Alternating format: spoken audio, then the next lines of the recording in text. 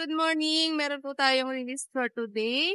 Ayan, nandito tayo ngayon sa warehouse. Kita nyo naman sobrang daming sasakyan ngayon dito sa warehouse kasi po maraming for release today. Ayan, ang mga naghahabol po na may labas yung kanilang sasakyan para magamit nila this Holy Week po.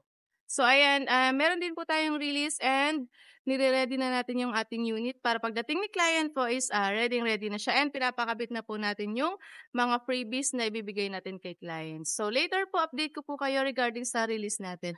Look at the warehouse po, sobrang dami ng units. Ayan, for releases po lahat yan.